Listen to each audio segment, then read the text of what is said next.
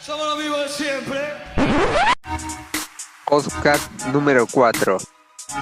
Infierno Grande, de Guillermo Martínez.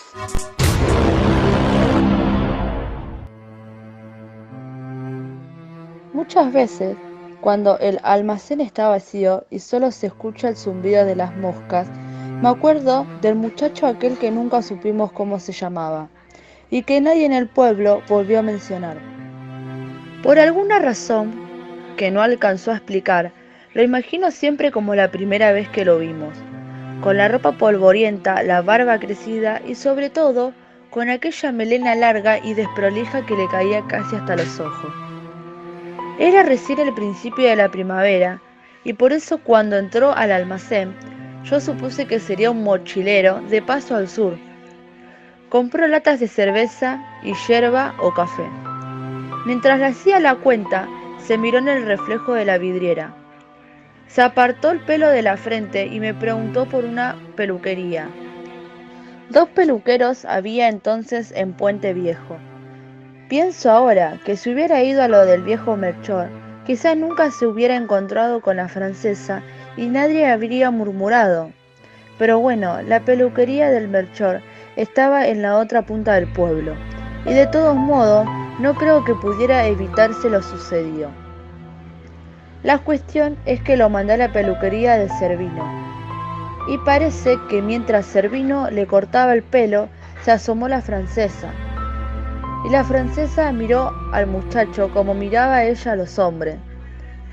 Ahí fue que empezó el maldito asunto, porque el muchacho se quedó en el pueblo y todos pensamos lo mismo, que se quedaba por ella. No hacía un año que Cervino y su mujer se habían establecido en Puente Viejo, y era muy poco lo que sabíamos de ellos. No se daban con nadie, como solía comentarse, con rencor en el pueblo. En realidad, en el caso del pobre Cervino, era solo timidez, pero quizás la francesa fuera, sí, un poco arrogante. Venían de la ciudad, habían llegado el verano anterior, al comienzo de la temporada, y recuerdo que cuando Cervino inauguró su peluquería, yo pensé que pronto arruinaría al viejo Melchor, porque Cervino tenía diploma de peluquero y premio en un concurso de corte a la navaja. Tenía tijera eléctrica, secador de pelo y sillón giratorio, y le echaban a una savia vegetal en el pelo, y hasta spray, si no se le frenaba a tiempo. Además, en la peluquería de Cervino estaba siempre el último, el gráfico, en el revistero, y estaba sobre todo la francesa. Nunca supe muy bien por qué le decían la francesa, y nunca tampoco quise averiguarlo. Me hubiera desilusionado enterarme, por ejemplo, de que la francesa había nacido en Bahía Blanca, o peor todavía, en un pueblo como este. Fuera como fuese, yo no había conocido hasta entonces una mujer como aquella. Tal vez era simplemente que no usaba corpiño y que hasta en invierno podía uno darse cuenta de que no llevaba nada debajo del pullover. Tal vez era esa costumbre suya de aparecerse apenas vestida en el salón de la peluquería y pintarse largamente frente al espejo, delante de todos.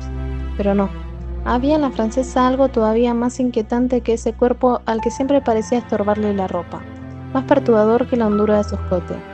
Era algo que estaba en su mirada. Miraba a los ojos fijamente hasta que uno bajaba la vista.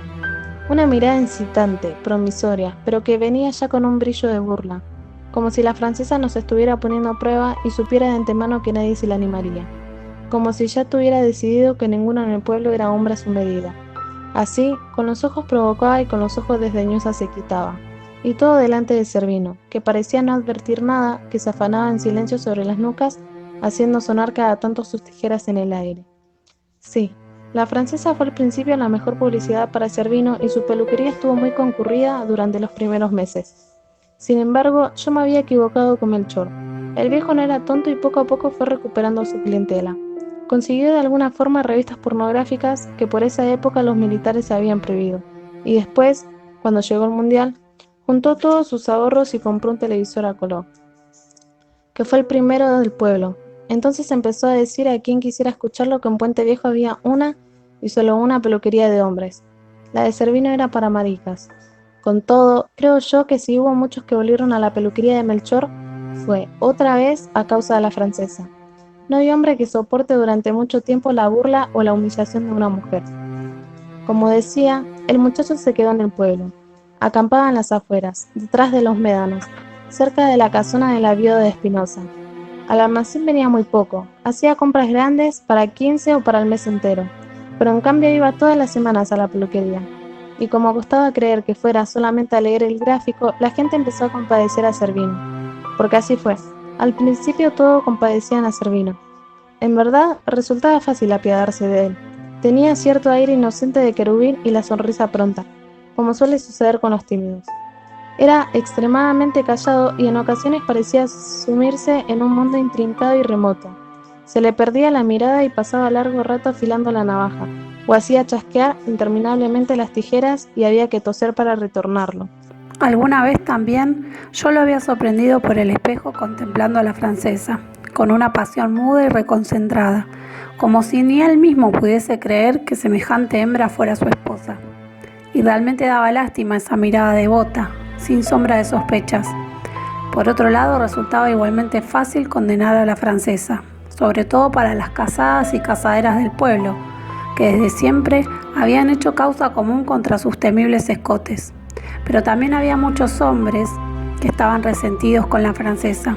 En primer lugar, los que tenían fama de gallos en Puente Viejo, como el ruso Nielsen, hombres que no estaban acostumbrados al desprecio y mucho menos a la sorna de una mujer. Y sea porque se había acabado el mundial y no había de qué hablar, sea porque en el pueblo venían faltando los escándalos, todas las conversaciones desembocaban en las andanzas del muchacho y la francesa. Detrás del mostrador yo escuchaba una y otra vez las mismas cosas. Lo que había visto Nielsen una noche en la playa. Era una noche fría y sin embargo los dos se desnudaron y debían estar drogados, porque hicieron algo que Nielsen ni entre hombres terminaban de contar. Lo que decía la viuda de Espinosa, que desde su ventana siempre escuchaba risas y gemidos en la carpa del muchacho, los ruidos inconfundibles de dos que se revuelcan juntos. Lo que contaba el mayor de los Vidal, que en la peluquería delante de él y en las narices de Cervino. En fin, quién sabe cuánto habría de cierto en todas aquellas habladurías. Un día nos dimos cuenta de que el muchacho y la francesa habían desaparecido. Quiero decir, al muchacho no lo veíamos más y tampoco aparecía la francesa, ni en la peluquería ni en el camino a la playa por donde solía pasear. Lo primero que pensamos todos es que se habían ido juntos, y tal vez porque las fugas tienen siempre algo de romántico, o tal vez porque el peligro ya estaba lejos, las mujeres parecían dispuestas ahora a perdonar a la francesa. Era evidente que ese matrimonio algo fallaba, decían. Cervino era demasiado viejo para ella, y por otro lado, el muchacho era tan buen mozo, y comentaban entre sí con risitas de complicidad que quizás ellas hubieran hecho lo mismo. Pero una tarde, de que se conversaba de nuevo sobre el asunto, estaba en el almacén la viuda de Espinosa, y la viuda dijo con voz de misterio que a su entender algo peor había ocurrido. El muchacho aquel, como todos sabíamos, había acampado cerca de su casa, y aunque ella tampoco lo había vuelto a ver, la carpa todavía estaba allí. Y le parecía muy extraño, repetía aquello, muy extraño, que se hubiera ido sin llevar la carpa. Alguien dijo que tal vez debería avisar al comisario, y entonces la viuda murmuró que sería conveniente vigilar también a Cervino. Recuerdo que yo me enfurecí, pero no sabía muy bien cómo responderle. Tengo por norma no discutir con los clientes. Empecé a decir débilmente que no se podía acusar a nadie sin pruebas, que para mí era imposible que Cervino, que justamente Cervino, pero aquí la viuda me interrumpió. Era bien sabido que los tímidos, los introvertidos, cuando están fuera de sí, son los más peligrosos. Estábamos todavía dando vueltas sobre lo mismo, cuando Cervino apareció en la puerta. Hubo un gran silencio. Debió advertir que hablábamos de él, porque todos tratábamos de mirar hacia otro lado. Yo pude observar cómo enrojecía y me pareció más que nunca un chico indefenso, que no había sabido crecer. Cuando hice el pedido, noté que llevaba poca comida y no había comprado yogur. Mientras pagaba, la viuda le preguntó bruscamente por la francesa. Servino enrojeció otra vez, pero ahora lentamente, como si se sintiera honrado con tanta solicitud, dijo que su mujer había viajado a la ciudad para cuidar al padre, que estaba muy enfermo, pero que pronto volvería, tal vez en una semana. Cuando terminó de hablar, había en todas las caras una expresión curiosa que me costó identificar. Era desencanto. Sin embargo, apenas se fue Servino, la viuda volvió a la carga. A ella, decía, no había engañado a ese farsante. Nunca más veríamos a la pobre mujer. Y repetía por lo de abajo que había un asesino suelto en Puente Viejo, y que cualquiera podía ser la próxima víctima. Transcurrió una semana, transcurrió un mes entero y la francesa no volvía. Al muchacho tampoco se lo había vuelto a ver. Los chicos del pueblo empezaron a jugar a los indios en la carpa abandonada y Puente Viejo se dividió en dos bandos. Los que estaban convencidos de que Servino era un criminal y los que todavía esperábamos que la francesa regresara, que éramos cada vez menos. Se escuchaba decir que Servino había degollado al muchacho con la navaja mientras les cortaba el pelo, y las madres les prohibían a los chicos que jugaran en la cuadra de la peluquería y les rogaban a sus esposos que volvieran con Melchor. Sin embargo, aunque parezca extraño, Servino no se quedó por completo sin clientes. Los muchachos del pueblo se desafían unos a otros a sentarse en el fatídico sillón del peluquero para pedir el corte a la navaja, y empezó a hacer prueba de hombría, llevar el pelo batido con spray. Cuando le preguntamos por la francesa, Servino repetía la historia del suegro enfermo, que ya no sonaba tan verdadera. Mucha gente dejó de saludarlo y supimos que la viuda de Espinosa había hablado con el comisario para que lo detuviese. Pero el comisario había dicho que mientras no aparecieran los cuerpos, nada podía hacerse. En el pueblo se empezó entonces a conjeturar sobre los cadáveres. Unos decían que Servino los había enterrado en su patio, otros que lo había cortado en tiras para arrojarlos al mar, y así Servino se iba convirtiendo en un ser cada vez más monstruoso. Yo escuchaba en el almacén hablar todo el tiempo de lo mismo, y empecé a sentir un temor supersticioso, el presentimiento de que en aquellas interminables discusiones se iba incubando una desgracia. La viuda de Espinosa, por su parte, parecía haber enloquecido. Andaba abriendo pozo por todos lados con una ridícula palita de playa, vociferando que ella no descansaría hasta encontrar los cadáveres, y un día los encontró. Fue una tarde a principios de noviembre. La viuda entró en el almacén preguntándome si tenía palas, y dijo en voz bien alta para que todas la escucharan, que la mandaba el comisario a buscar palas y voluntarios para cavar en los médanos, detrás del puente. Después, dejando caer lentamente las palabras, dijo que había visto allí con sus propios ojos un perro que devoraba una mano humana. Me estremecí, de pronto todo era verdad, y mientras buscaba en el depósito las palas y cerraba el almacén, seguí escuchando aún sin poder creerlo, la conversación entrecortada de horror. Perro, mano humana. La viuda encabezó la marcha airosa. Yo iba último cargando las palas. Miraba a los demás y veía las mismas caras de siempre. La gente que compraba en el almacén yerba y fideos. Miraba a mi alrededor y nada había cambiado.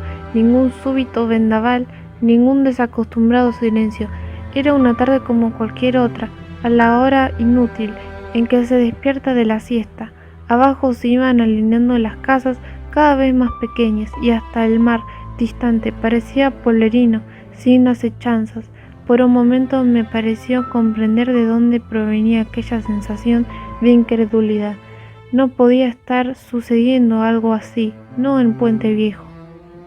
Cuando llegamos a los médanos, el comisario no había encontrado nada aún.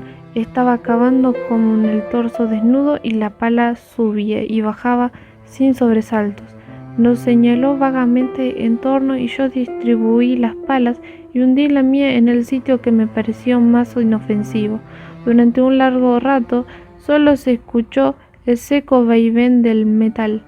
Embistiendo la tierra, yo le iba perdiendo el miedo a la pala y estaba pensando que tal vez la viuda se había confundido, que quizás no fuera cierto.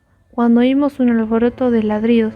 Era el perro que había visto a la viuda, un pobre animal raquítico que se desesperaba alrededor de nosotros.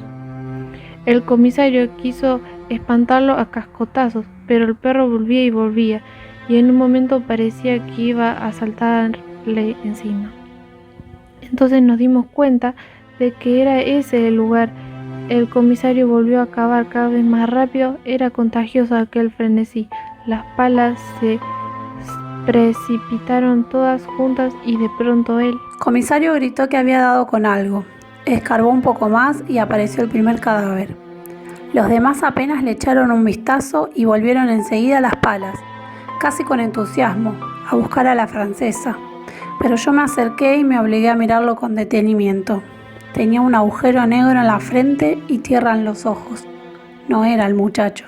Me di vuelta para advertirle al comisario. Fue como si me adentrara en una pesadilla. Todos estaban encontrando cadáveres. Era como si brotaran de la tierra. A cada golpe de pala rodaba una cabeza o quedaba al descubierto un torso mutilado. Por donde se mirara, muertos y más muertos. Cabezas. Cabezas. El horror me hacía deambular de un lado a otro. No podía pensar, no podía entender.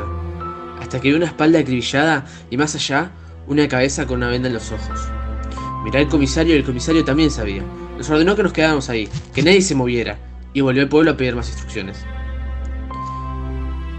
Del tiempo que transcurrió hasta su regreso, solo recuerdo el ladrido incesante del perro, el olor a muerto, y la figura de la viuda hurgando con su palita entre los cadáveres, gritándonos que había que seguir, que todavía no había aparecido la francesa. Cuando el comisario volvió, caminaba erguido y solemne, como quien se apresta a dar órdenes.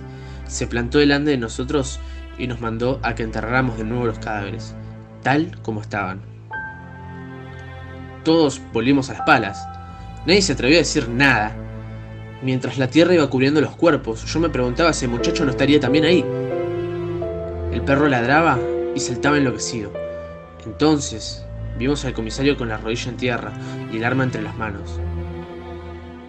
Disparó una sola vez. El perro cayó muerto. Dio luego 2 pasos con el arma todavía en la mano y lo pateó hacia adelante, para que también lo enterráramos. Antes de volver, nos ordenó que no hablásemos con nadie de aquello, y anotó, uno por uno, los nombres de los que habíamos estado ahí. La francesa regresó pocos días después. Su padre se había recuperado por completo. Del muchacho en el pueblo nunca hablamos. La carpa la robaron ni bien empezó la temporada.